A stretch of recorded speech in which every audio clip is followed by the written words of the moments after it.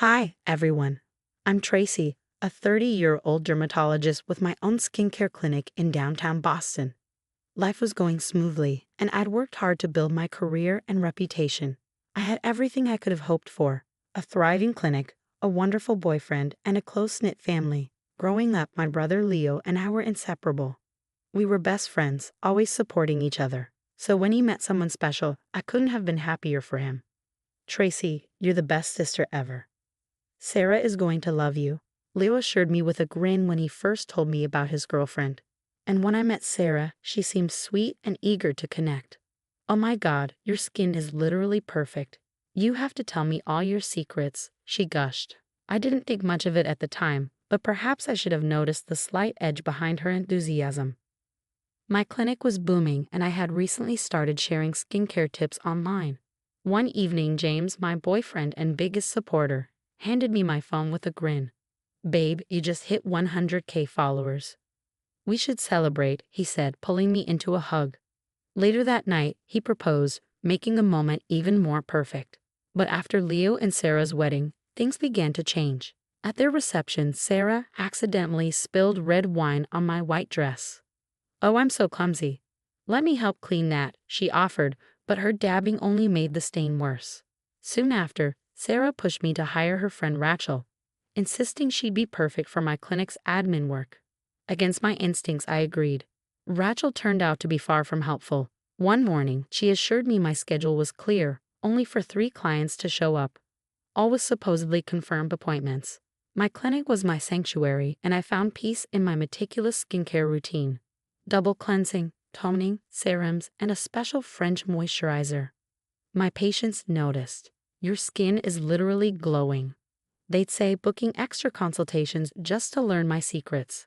One night over dinner, James suggested, "You should launch a skincare line. Your followers would love it." I had been toying with the idea, and I was thrilled to discuss it. But the next day, Rachel interrupted during a staff meeting. "Oh, isn't that what Sarah's planning to do?" I was stunned. I hadn't even known Sarah was interested in skincare. As wedding plans with James progressed, Sarah's comments grew sharper. "Wow, another post about skincare? Don't you think people might get bored?" she'd say during family gatherings. She'd make offhand remarks like, "It's so brave of you to post without filters, so authentic." I tried to ignore her digs, focusing on my clinic's expansion and the wedding. But looking back, those were warning signs. The final straw came after my social media hit 500K followers. At a family barbecue, I overheard Sarah whispering to my mom, "Don't you think it's a bit unprofessional for a doctor to be dancing on social media? People are starting to talk."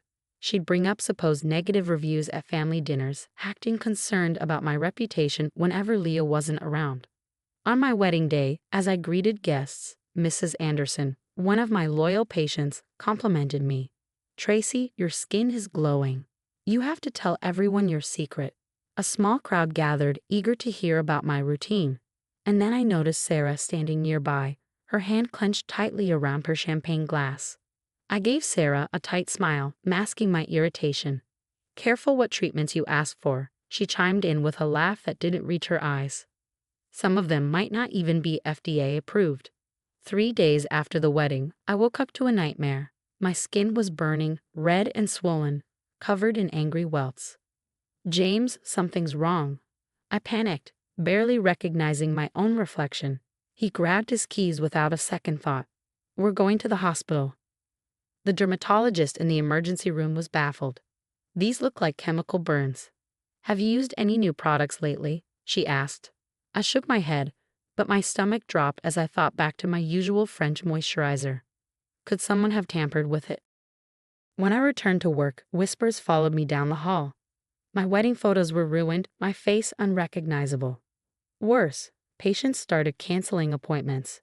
Rachel walked into my office, avoiding eye contact. "Your 2 o'clock canceled," she mumbled. Said they heard something about illegal treatments. "What illegal treatments?" I demanded. Rachel's face paled. "I don't know, but there are rumors on social media and in some reviews." That night, James held me as I cried. "We'll figure this out," he promised. "Someone's obviously trying to sabotage you." My phone buzzed again, a cancellation. Then another. and soon my social media was flooded with comments about unsafe procedures. I noticed Rachel darting away whenever I was near, and in a staff meeting, she wouldn't meet my eyes, especially when I mentioned missing patient files.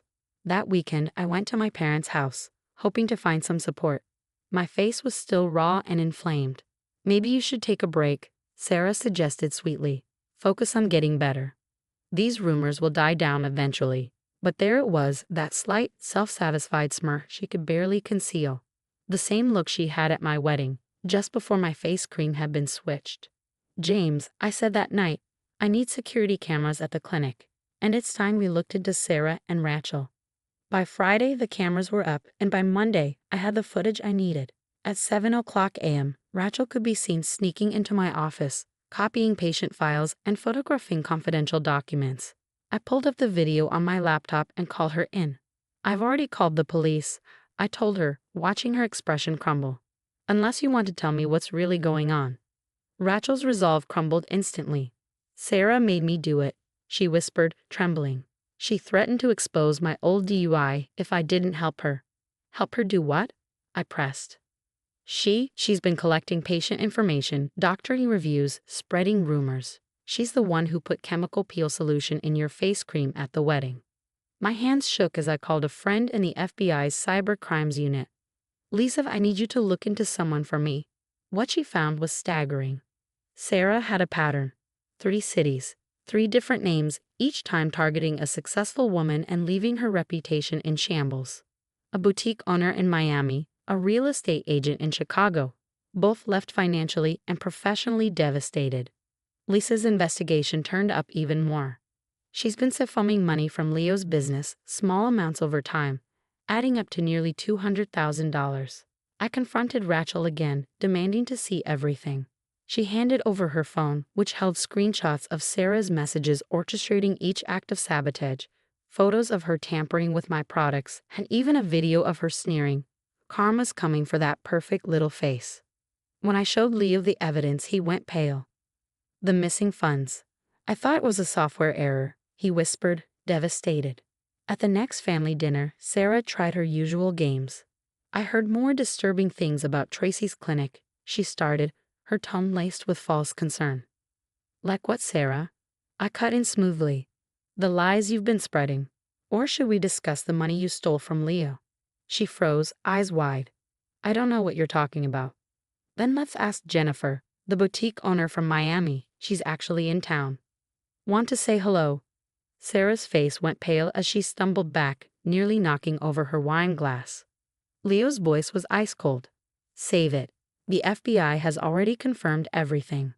My phone buzzed just then with another message, another victim of Sarah's schemes, ready to come forward. One by one, more messages flooded in from women who had fallen prey to her malicious plots. You really should have checked if any of your past victims were in my patient database, I told her as she backed away from the table, stunned. Turns out, successful women talk to each other. And I watched, relieved and empowered, as they led Sarah away in handcuffs, her designer handbag replaced by an orange jumpsuit. Rachel's testimony about the fraud was the final nail in Sarah's coffin. Your Honor, the prosecutor declared, we have clear evidence of embezzlement totaling over $800,000 across multiple businesses, including her husband's company. In a matter of days, Sarah's beauty blog imploded. Brand after brand announced, we are terminating all sponsorships, effective immediately. Leo's words during their jail visit were simple but final. I want a divorce. The psychological evaluation results were eye-opening, confirming what so many of us had suspected. That evening, my phone buzzed with a message from Jennifer, the Miami boutique owner. Support group meeting tonight. 20 of Sarah's victims and counting. At the meeting, I looked around at the women Sarah had hurt. You know what's beautiful? I said to them, watching karma work in real time. My skin had healed just in time for my rescheduled wedding.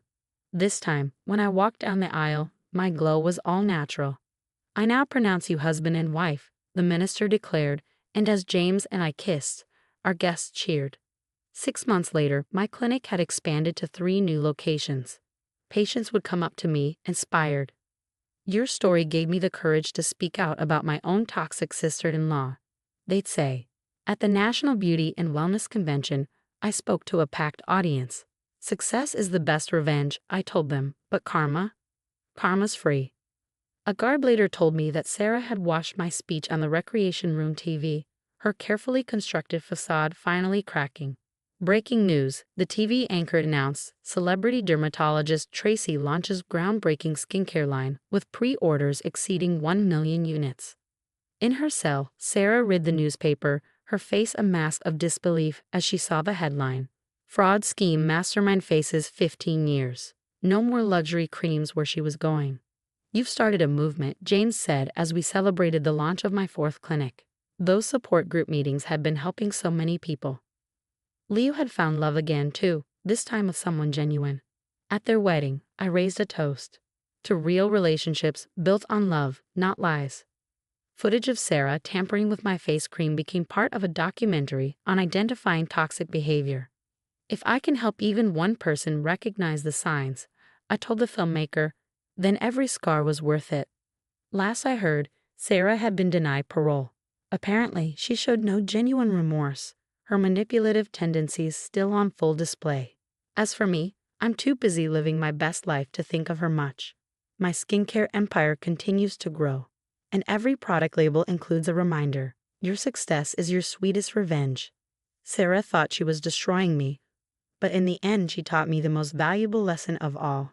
Toxic people are life's way of showing you exactly who you're not meant to be. So, what would you do if someone close to your family tried to destroy you and had a history of hurting others? Would you expose them immediately, or would you gather evidence first? Let me know in the comments.